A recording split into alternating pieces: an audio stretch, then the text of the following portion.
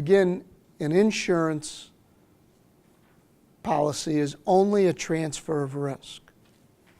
It should never take the place of proper packaging, proper methods of shipment.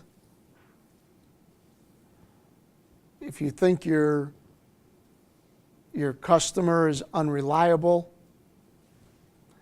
insurance, how do I say this? You don't want to not do your due diligence because you have insurance.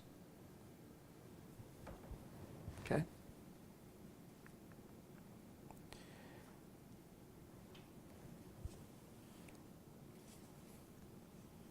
There's probably about 20 or 30 pages from 313 to 334 if you really want to get into insurance and how it specifically relates to each INCOterm. I mean, we could take, if you want, we could probably take another 2 or 3 hours to go through each term, or you could just take the book and read up on the term that you normally use. Like that one, Mike? So, well, there you go. Yeah, when you need something to put you to sleep.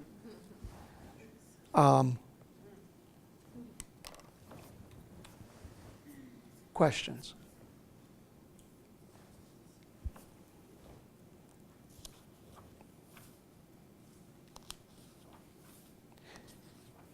I've pretty much covered everything that I wanted to cover today. On the INCOterms side, the insurance,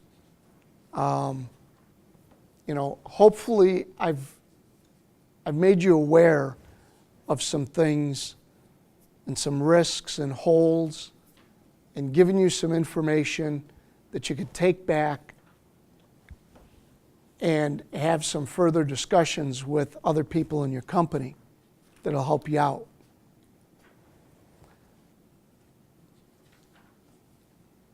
This is a great book. There's a lot of information in there. Okay. I see your LCs, which we have another one. Just don't get it. What I'd like to do is take 10 or 15 minutes and just have an open forum.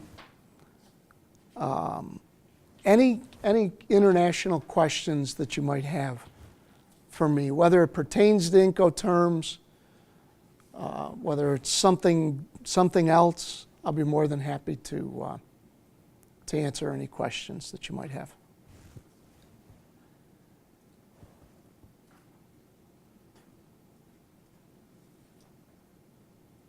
I'll be able to think of one tomorrow.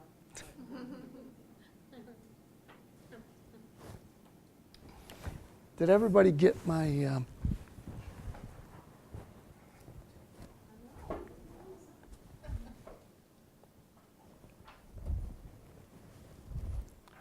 got it?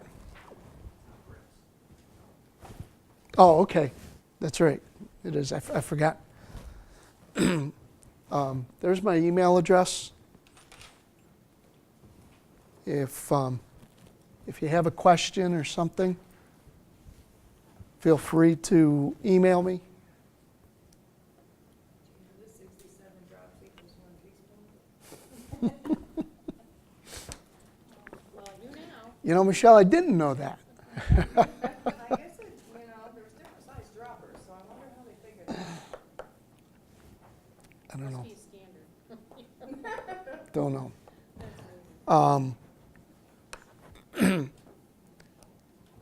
Anything else that you want to talk about? In some of my other classes, we get into cultures. Yeah, that's a very good one. Asian cultures. Yep. We talk about holidays. You know, we just ran into a situation. I got to think about this if it's anybody that's in here. We had a shipment coming out. We had a shipment going into Mexico. And it was the Friday before Mother's Day. And the customer was all upset because they thought it was going to deliver it on Friday. We delivered it on Monday. They didn't know was Mother's Day in Mexico is Friday. All their businesses are closed. You know, so when you're doing business, I always say to make sure that you know the cultures, you know the holidays. Everybody knows the Chinese New Year. Make sure you know the tomb sweeping day, which I believe. What's that? Yep. Tomb sweeping. Everybody takes the day off to sweep their tombs. Make sure you know that. I think that's almost a week. Wow. Yeah, they keep long holidays. That's in April, I believe. I know one of our customers in Mexico said, we were closed for a holiday, and they said, oh, yes, you Americans, we figure you have a holiday, it's at least 3 days long. And I'm like, oh, okay. Nobody told me. Yeah. But that's the way they look at us, yeah. That's right. Yeah. Okay. Just trying to go through some things now that, you know, this is your class. What do you have for me? Anything else?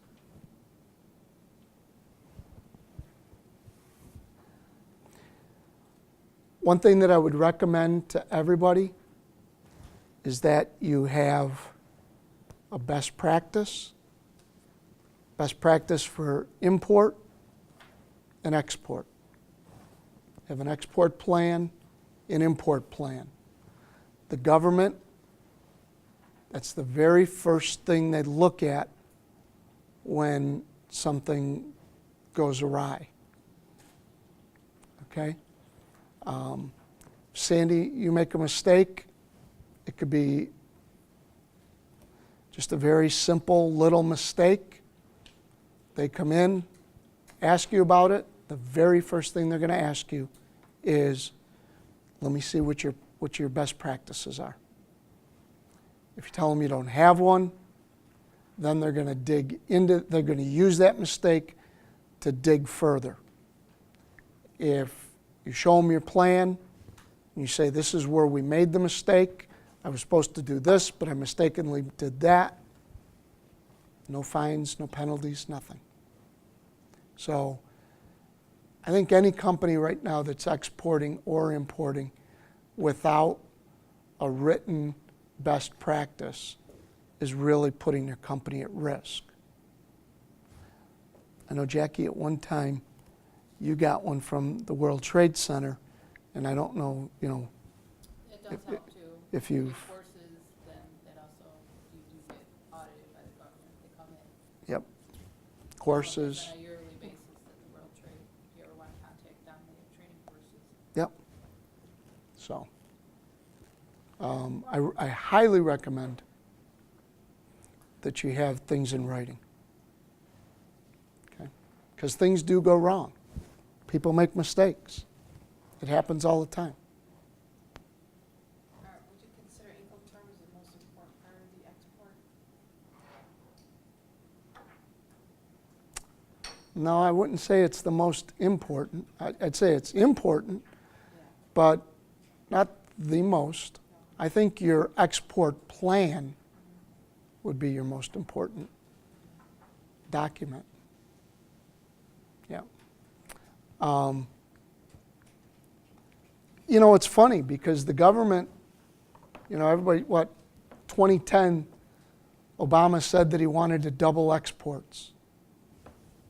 And we've gone from 1.8, was it 1.8 billion to like 2.6 billion? So we're moving in the right direction. But also, I think the fines have tripled. Well, that's why he wants to do more, because he wants to get more money. Yeah, yeah, you know? Or they'll come out and tell you that we're taking some of the obstacles away from you, but we're enforcing it more.